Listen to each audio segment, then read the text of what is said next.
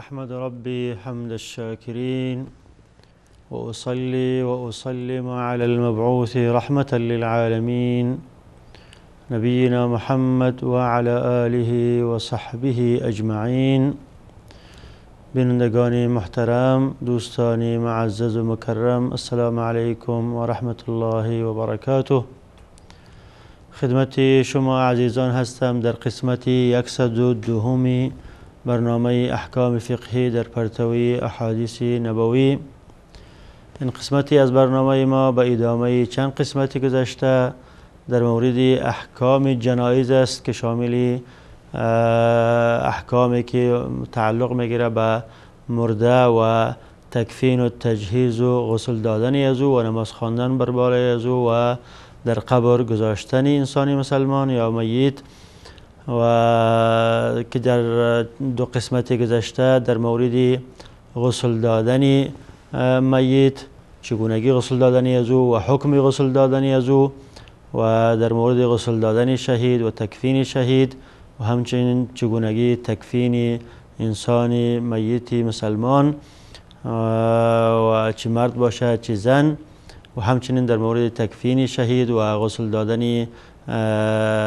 زوجین یک دیگر را. این مسائل را در روشنایی احادیث گوهربار رسول اکرم صلی الله علیه و سلم در دو قسمت گذشته خدمت شما بیان کرده بودم. و بعد از اینکه میت یا مرده غسل داده می شود و تکفین کرده می شود، بعد از او اولین کاری که کرده می شود نماز خواندن بر بالای از اوست. لذا در این قسمت در مورد حکم نماز بر بالای میت و فضیلت نماز بر بالای میت و در مورد اینکه کدام کسایی است که بر بالای از اونها نماز جنازه خوانده نمی شود و همچنین در مورد حکم خواندن نماز جنازه بر بالای قبر بعد از دفن میت، این احکام و آداب و سنن و واجبات را در روشنایی احادیث گوهربار رسول اکرم صلی الله علیه و سلم در این قسمت خدمت شما عرض و بیان خواهم کرد. در مورد حکم نماز جنازه به اتفاق علما فرض یا واجب کفایی است. یعنی اگر تعدادی از مسلمان ها بر بالای مرده مسلمان نماز جنازه خواندن، این فرض یا این واجب از گردن دیگرها ساقط می شود و حتی به خواندن یک نفر هم ساقط می شود. اگر مسلمانی بمیرد، اگر یک شخص مسلمان بر بالای از نماز خواند، این فرض از گردن دیگرها ساقط می شود. و اگر مرده طفل بوده باشد، در او صورت نماز خواندن بر بالای از او سنت مؤکده است، نه واجب، اما بر بالای مرد بالغ واجب است، لیکن واجب کفایی است. اگر تعدادی از مسلمان ها بر بالای از نماز خواند، از گردن دیگرها این فرض ساقط می شود. و رسول اکرم صلی الله علیه و سلم خواندن نماز جنازه و تشییع جنازه را حقی از حقوق انسان مسلمان قرار داده که یک مسلمان بر بالای برادر مسلمان خود 5 حق داره. یک حقی از حقوق از او تشییع جنازه از او و نماز خواندن بر بالای جنازه از او شخص مسلمان است. و این حقوق علما گفتن که حقوق واجب کفایی است، یعنی این حقوق واجب هست بر بالای هر مسلمان، لیکن واجب کفایی است. اگر تعدادی از مسلمان ها این حقوق را بر بالای دیگر مسلمان ها ادا کرده، از گردن دیگرها ساقط می شود. امام بخاری رحمت الله علیه روایت میکند که رسول اکرم صلی الله علیه و سلم فرمودند حق المسلم علی المسلم 5، هر مسلمان بر بالای مسلمان دیگر 5 حق دارد. اول اینکه رد السلام، که جواب سلامی از او را بدهد. وقتی که یک برادر مسلمان سلام میدهد، بر بالای تو واجب است که جواب سلامی از او را بدهی اگر تنها بوده باشی. اما اگر در مجموعه از کسایی که در یک مجلس سلام میدهد، مجموعه از افراد نشسته اند، اگر یک نفر هم جواب سلامی از او را داد، واجب ادا می شود. و عیادت المریض، و همچنین حق مسلمان، حق دوم مسلمان بر بالای برادر مسلمانش عیادت مریض است. وقتی که او بیمار می شود، باید انسان مسلمان به عیادت و خبرگیری برادر مسلمان خود برود. اگر یک برادر مسلمان مریض می شود، اگر هیچ کس به عیادت از او نمی رود، همه مردمی که در محله و در اطراف و اکناف و شناختی هستند مرتکب گناه میشوند، چون اونها واجب را ترک کردن. اگر یک شخص یا چند شخصی به عادت از او رفت، واجب ادا می شود، چون واجب کفایی است. و همچنین حق سومش و اتباع الجنائز که متابعت جنازه از اوست. و در روایت های دیگه، در بعضی روایت ها شهود الجنائز آمده، یعنی حاضر شدن در جنازه از او، و در بعضی ها تشییع الجنائز، تشییع کردن جنازه از او، که این همه الفاظ دلالت به این میکند که جنازه از او را حاضر شود، در جنازه از او حاضر شود، چه از خانه او را گرفته به مسجد ببرد یا به مصلی به جای نماز خواندن و بر بالای از او نماز بخواند و از بعد از نماز خواندن او را تا قبرستان تشییع کند. این حقی از حقوق برادر مسلمان است بر بالای مسلمانی دیگر، که حقی این واجب است و واجبی کفایی است. و اجابت الدعوه، و همچنین حق دیگری از حقوق مسلمان بر بالای برادر مسلمانش اجابت دعوتی از او، وقتی او را دعوت میدهد و دعوتی از او را قبول کند. و تشمیت العاطس، حق پنجمش وقتی که عطسه میزند الحمدلله میگوید، در جواب از او باید یرحمک الله بگوید. پس این حدیث دلالت به این میکند که خواندن جنازه و همچنین تشییع جنازه حق مسلمان است بر بالای برادر مسلمانش. و همچنان گفتیم بنا به قول علما این حق واجبی است، ولیکن واجب کفایی است. اگر یک تعدادی از مردم این حق را ادا کردن، از گردن دیگرها ساقط می شود. و در مورد فضیلت اشتراک در نماز جنازه یا فضیلت خواندن نماز جنازه، احادیثی از رسول اکرم صلی الله علیه وسلم روایت شده است. از جمله حدیث متفق علیه است که امام بخاری و امام مسلم را از صحابی جلیل قدر حضرت ابو هریره رضی الله عنه روایت میکنند که رسول اکرم صلی الله علیه وسلم فرمودند: من شهد الجنازه حتی یصلی علیها فله قیرات. کسی که حاضر می شود در تشییع جنازه برادر مسلمانش تا که بر بالای از او نماز خوانده می شود یا تا که او نماز را بر بالای از او نماز جنازه را می خواند، پس برای از او اجر یک قیرات است، مانند یک کوه بزرگ. الله متعال برای از او ثواب می بخشد. و من شهدها حتی تدفن فله قیراتان. و کسی که در جنازه برادر مسلمانش حاضر می شود تا که دفن شود، یعنی بر بالای از او نماز می خواند و جنازه از او را تشییع می کند تا به قبرستان، تا که در قبر گذاشته می شود، فله قیراتان، برای از او مانند دو کوه بزرگی الله متعال اجر و ثواب می بخشد. تا که کسی که در نماز جنازه اشتراک میکند و نماز جنازه برادر مسلمان خود را میخواند و جنازه از او را تا به قبرستان تشییع میکند تا که او در قبر یا در لحد گذاشته میشود و از تدفین از او خلاص او را تدفین میکنند و از تدفینش فارغ میشوند. صحابه کرام پرسیدند که و ما القیراتان ای رسول الله، مراد از قیرات و قیراتان که در این حدیث شما فرمودند چی هست؟ رسول اکرم صلی الله علیه و سلم فرمودند که مثل الجبلین العظیمین. القیراتان معنایش است که مانند دو کوه بزرگ، یعنی کسی که در تشییع جنازه برادر مسلمانش از اول تا آخر شرکت میکند که او را به نمازگاه میبرد و سر از او نماز میخواند و بعد از او را تا به قبرستان تشییع میکند و تا که در قبر گذاشته میشود از تدفین از او فارغ میشود، برای از او مانند دو کوه بزرگ الله متعال اجر و ثواب میبخشد. اما کسی که فقط بر بالای از او در جنازهش حاضر میشود، فقط بر بالای از او نماز میخواند و به قبرستان رفته جنازه از او تشییع نمیکند، برای از او الله متعال مانند یک کوه بزرگ اجر و ثواب میبخشد. و احادیث متعددی آمده که رسول اکرم صلی الله علیه و سلم فرمودند که ثواب و اجر جنازه یا فضیلت جنازه بنا به تعداد زیاد بودن نمازگزاران می باشد. هر قدری که نمازگزار در نماز جنازه زیاد بوده باشد، مسلمان ها در نماز جنازه بیشتر شرکت کنند، همه قدر ثواب و اجر زیاد است و همه قدر سبب می شوند که شفاعت کنند برای برادر مسلمانش که وفات کرده و برای از او طلب مغفرت کنند و در نتیجه الله متعال شفاعتی از اینها را در حق از این برادر مسلمان متوفا قبول کند و دعای از اینها را قبول کند و الله متعال این بنده متوفا را مورد عفو و رحمت و مغفرت خود قرار بدهد. از جمله این حدیثی است که امام مسلم رحمت الله علیه از حضرت ابن عباس رضی الله عنهما روایت میکند که ایشان فرمودند: سمعت النبی صلی الله علیه و سلم یقول، من از رسول اکرم صلی الله علیه و سلم شنیدم که فرمودند: ما من رجل مسلم یموت فيقوم على جنازته 40 رجلا لا يشركون بالله شيئا إلا شفعهم الله فيه هیچ مرد مسلمانی نمیمرد مگر اینکه در جنازه از او 40 نفر اشتراک میکنن که همه اهل توحید هستند، کسانی هستند که به الله متعال هیچ شریکی نآوردن. 40 نفر از مسلمان‌های موحدین در جنازه او شرکت میکنند. الله متعال شفاعت این 40 نفر را در حق این بنده مسلمانی که وفات کرده قبول میکند و این بنده مسلمان خود را مورد عفو و مغفرت خود قرار میدهد. و همچنین در روایت دیگری آمده که امام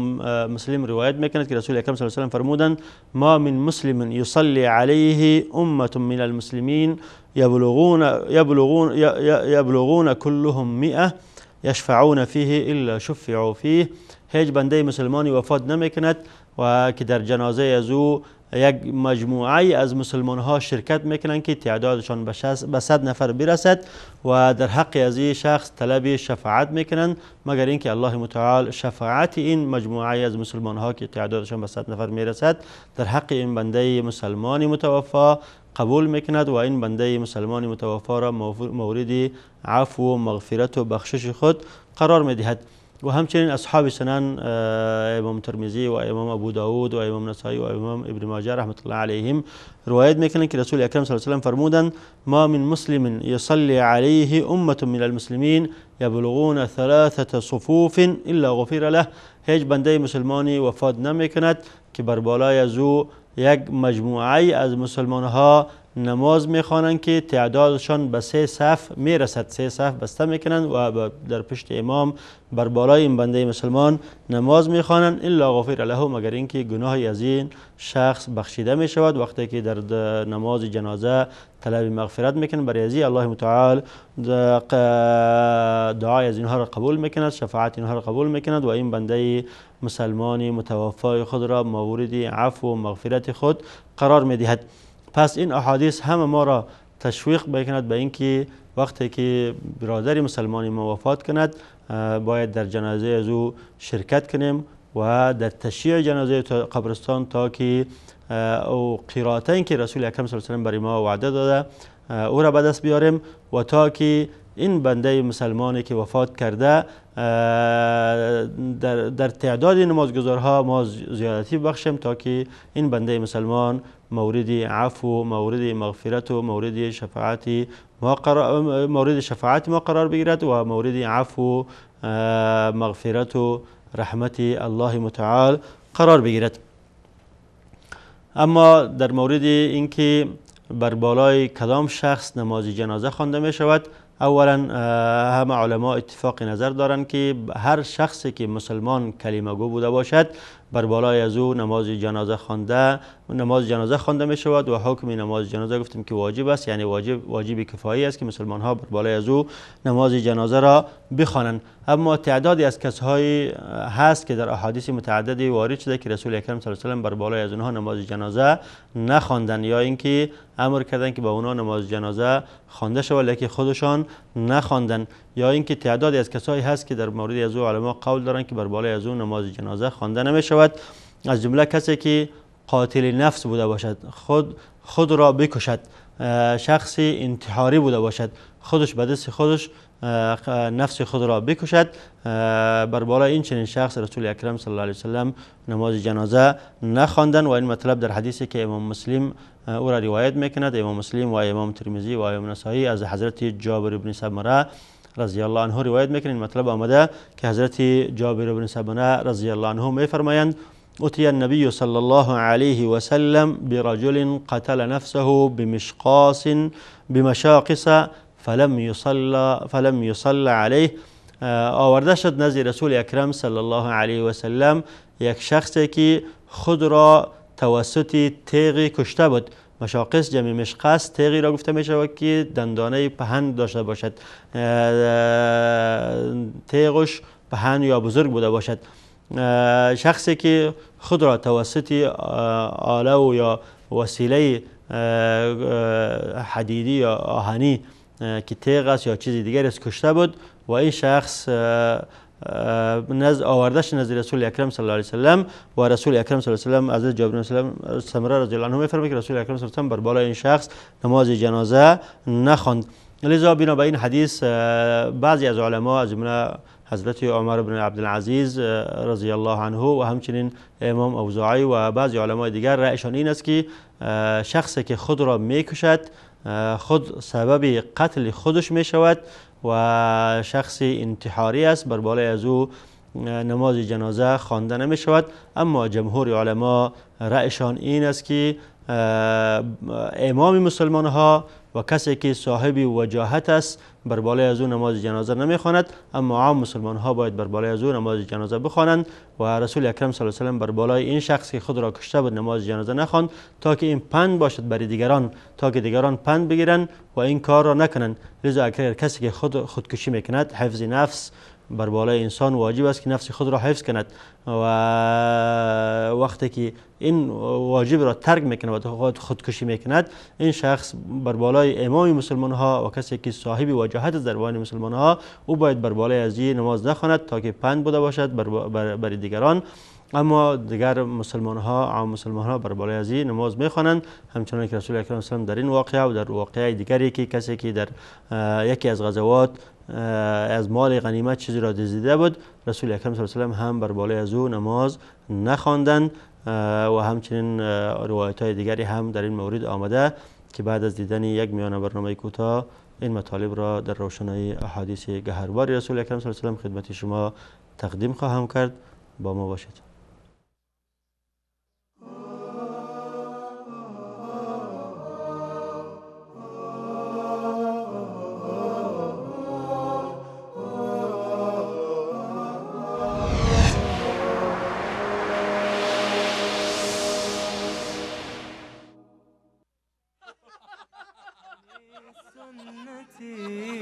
ودع نزوة أو مكانا مريبا وحاذر أخي من الزلة وحاذر أخي من الزلة ولا تسترح للهوى برهة وعف فتسامى عن الشهوة ولا تتبع أي خلق مشين فتجني الملام مع الحسرة فأنت الحري بحسن الفعال ونبل الخصال مع الصحبة تطيب الحياة بتقوى الإله فذاك السبيل إلى الجنة هلم. از عبدالله ابن مسعود رضی الله عنه روایت شده که رسول الله صلی الله علیه و آله و سلم فرمودند انسان در روز قیامت با کسی است که او را در دنیا دوست می دارد. وهدي إمام الورى قدوتي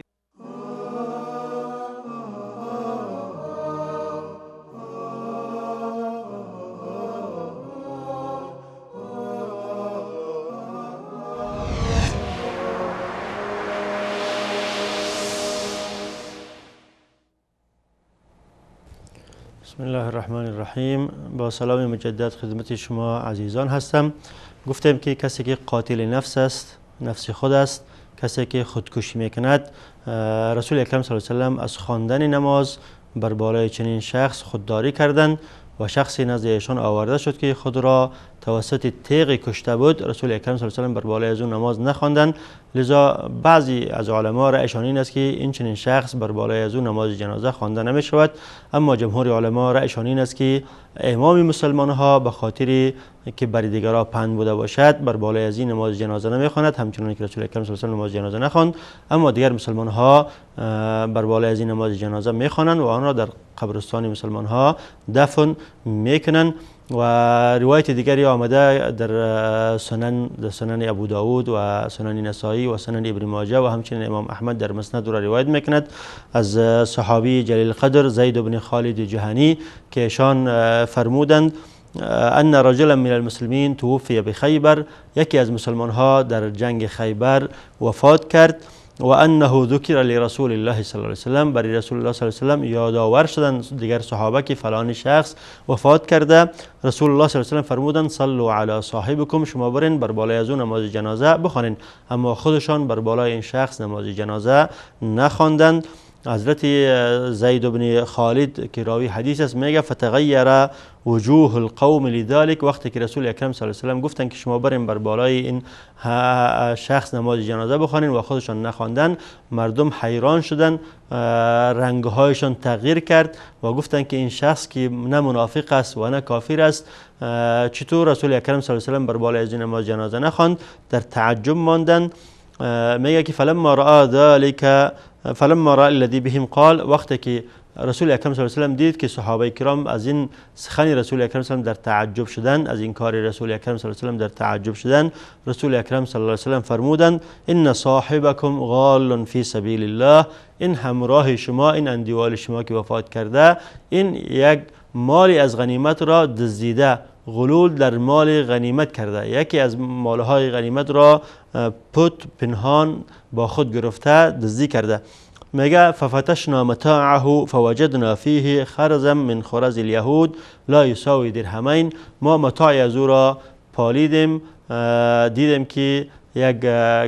گردنبندی از گردنبنده های یهود را با خود گرفته که قیمتش با 2 درهم هم مساوی با 2 درهم هم نیست. لذا رسول اکرم صلی الله علیه و سلم از نماز خواندن بر بالای از خودداری کردند، چون غلول در مال غنیمت، دزدی کردن از مال غنیمت از جمله گناه های کبیره است. لذا این شخص که مرتکب یک گناه کبیره شده بود، رسول اکرم صلی الله علیه و سلم که من حیث امام و مقتدی بود، امام و پیشوا بودن، از نماز خواندن بر بالای از خودداری کردند، اما دیگر صحابه را امر کردند که شما بر بالای از نماز بخوانید. لذا جمهور علما را اشان این است که اگر شخصی خود را میکشد، شخصی دزدی میکند از مال غنیمت، شخصی مرتکب معاصی میشود که مجاهره در معاصی میکند که معاصیش بر همه معلوم و هویداست، بر بالای از این شخص باید امام مسلمان ها، پیشوای مسلمان ها،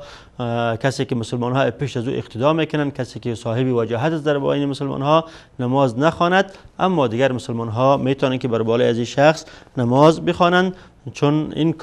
کار این امام یا پیشوا پند می باشد برای دیگرها که تا که دیگرها حاضرین، دیگر مسلمان هایی که زنده هستند، چنین کاری انجام ندهند، نفس خود را نکشند، دزدی نکنند و مجاهره به معاصی و گناه نکنند. و همچنین شخصی که در حدی از حدود الله متعال، در حدی از حدود اسلام کشته می شود، شخصی که قاتل است، مثلا قتل کرده و حد قتل بر بالای از او جاری می شود، در حد قتل کشته می شود. شخصی که زندار است، نعوذ بالله زنا می کند، رجم و سنگسار می شود، در اثر رجم و سنگسار کشته می شود. یا شخصی محارب است، در محاربه کشته می شود و که در حدی از حدود الله متعال کشته می شود، آیا بر بالای از این نماز جنازه خوانده می شود یا نمی شود؟ این مطلب در حدیثی از رسول اکرم صلی الله علیه و سلم آمده. از جمله حدیثی است که امام مسلم رحمت الله علیه از صحابیه جلیل القدر بریده رضی الله عنها روایت میکند که ایشان فرمودند که خانمی بود به نام غامدیه که زنا کرده بود و آمده نزد رسول اکرم صلی الله علیه و سلم 3 بار یا 4 بار اقرار کردند و طلب تطبیق حد الله متعال که سنگسار است بر خود کردن. رسول اکرم صلی الله علیه و سلم بعد از اقرار ایشان را امر به سنگسار کردند و در حدیث میگه که ثم امر بها فصلی علیها و دفنت، بعد از اینکه سنگسار شد در اثر سنگسار مرد. این خانمی که شوهردار به زنا کرده بود مرد. رسول صحابی راوی حدیث میگه ثم امر بها فصلی علیها و دفنت، بعد از رسول اکرم صلی الله علیه و سلم امر کردند که بر بالای از این نماز جنازه خوانده شود و دفن کرده شود. در اینجا در لفظ حدیث آمده که فامر فصلی علیها، رسول اکرم صلی الله علیه و سلم خودشان نماز جنازه نخواندند بلکه دیگران را امر کردند که بر بالای از این نماز جنازه بخوانند و این را دفن کنند. لذا از این حدیث اکثر علما دلیل گرفتن بر اینکه اگر کسی در حدی از حدود کشته میشد، افضل و بهتر است که امام مسلمان ها بر بالای از او همچنان شخص گناهگار واری نماز جنازه نخواند و اما دیگر مسلمان ها باید بر بالای از او نماز جنازه بخوانند و او را در قبرستان مسلمان ها دفن کنند. اما شخصی که در حدی از حدود الله متعال کشته میشد و او توبه نصوح میکنند، مثلا شخص قاتل است، حکم قصاص بر بالای از او صادر می شود، لیکن این شخص توبه کرده، توبه نصوح کرده، یا شخصی که 4 نفر او را به زنا مثلا شهادت می دهند و این شخص زندار است، لیکن این شخص توبه نصوح میکنه و در بعد از توبه کردن این در اثر رجم کشته میشد. به هر حال اگر چنین شخصی توبه نصوح کند، در اون صورت امام مسلمان ها میتواند که بر بالای از او نماز بخواند، اما در نماز خواندن عام مسلمان ها اشکالی نیست که اون شخص توبه کنه نکنه. در هر صورت باید تمام مسلمان ها بر بالای از او نماز بخوانند، مگر اینکه امام مسلمان اگر این شخص توبه نکرده باشد، امام مسلمان ها بر بالای از او نماز نخواند. اما اگر توبه نصوح کرده باشد، امام مسلمان ها بر بالای از او نماز بخواند، همچنانه که امام بخاری رحمت الله علیه از حضرت جابر بن عبدالله رضی الله عنه روایت میکند که ایشان فرمودند ان رجلا من اسلم اتى النبي صلی الله علیه و سلم فاعترف بالزنا. یک شخصی از قبیله اسلم نزد رسول اکرم صلی الله علیه و سلم آمد و اعتراف به زنا کرد که ما زنا کردیم. فاعرض عنه حتى اعترف على نفسه 4 مرات. تا 4 بار رسول اکرم صلی الله علیه و سلم روی خود را گشتاند و خود را متوجه اعتراف این شخص نکرد. بعد از اینکه این 4 بار به دفعات مختلف 4 بار آمد و اعتراف کرد که ما ای رسول اکرم صلی الله علیه و سلم زنا کردیم و حکم شریعت را بر بالای من تطبیق کن. رسول اکرم صلی الله علیه و سلم فرمود ابی که جنون، آیا تو دیوانه هستی؟ گفت نه من دیوانه نیستم. بعد از او گفت که احسنت، آیا تو زندار هستی؟ گفت بله من زندار هستم. صحابه میگه که فامر به فرجم. بعد از اینکه 4 بار این شخص اعتراف کرد و رسول اکرم صلی الله علیه و سلم فهمید که این شخص مختل العقل هم نیست، دیوانه هم نیست، هوشیار است، هوشیار کامل است و زندار هم است، بعد از او رسول اکرم صلی الله علیه و سلم امر کرد که این شخص سنگسار شود. بعد از اینکه سنگسار شد در اثر سنگسار وفات کرد. میگه که فقال له النبی صلی الله علیه و سلم خیرا و صلی علیه. رسول اکرم صلی الله علیه و سلم در مورد عزیز سخن خوبی گفت و محاسن از یاد کرد. و در روایت دیگری میگه که رسول اکرم صلی الله علیه و سلم فرمودند که این شخص این چنان توبه کرده که اگر توبه از او با توبه همه مردمان روی زمین طول کرده شود، ترازو کرده شود، توبه از او ثقل و وزبینی پیدا میکنه از توبه تمام مسلمان ها. و سخن خوب درباره این شخص گفتن این شخص توبه نصوح کرده و صلی علیه بر بالای از این نماز جنازه خواند و رسول اکرم خودشان بر بالای از این شخص نماز جنازه خواندند و این را در قبرستان مسلمان ها دفن کردند. لذا امام نووی رحمت الله علیه از قاضی عیاض رحمت الله علیه نقل میکند که مذهب همه علما بنابراین است که صلات نماز خواندن بر بالای کسی که در حدی از حدود کشته می شود، یا کسی که رجم می شود، یا کسی خود را می کشد، یا کسی که ولد زیناست، یا کسی که مجاهر به معاصی است، بر بالای از این مسلمان ها نماز جنازه می خوانند. اما افضل و بهتر است که امام مسلمان ها، کسی که صاحب وجاهت است در بین مسلمان ها، بر بالای از اینها نماز جنازه نخواند الا کسی که توبه نصوح کرده باشد. در او صورت میتواند که نماز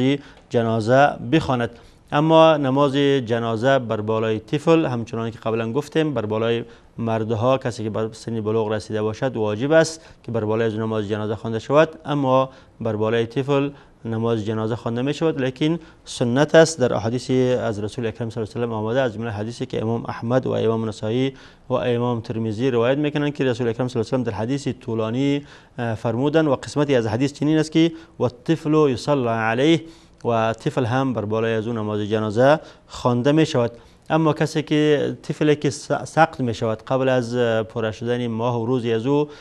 سقط می شود، در او صورت بر بالای از او نماز جنازه خوانده می شود که بعد از اینکه سقط شد آوازی بکشد، گریانی بکند یا عطسه بزند و بعد از او وفات کند. یعنی اول که به دنیا می آید زنده بوده باشد، بعد از یک لحظه وفات کند، در اون صورت بر بالای از او نماز جنازه خوانده می شود. اما اگر مرده از شکم مادر سقط شود، در اون صورت بر بالای از او نماز جنازه خوانده نمی شود. امام احمد و امام ابو داود از مغیره بن شعبه رضی الله عنه روایت میکنند که رسول اکرم صلی الله علیه و سلم همچنان در حدیث طولانی هست، در قسمتی از این حدیث میفرماید که والسقط یصلی علیه و یدعى لوالدیه بالمغفرة والرحمه. طفلی که سقط می شود قبل از پوره شدن ماه و روزش به دنیا می آید، بر بالای از او نماز جنازه خوانده می شود و بر پدر مادرش دعای مغفرت و رحمت کرده می شود. و گفتیم که این مقید است به طفلی که بعد از پیدا شدن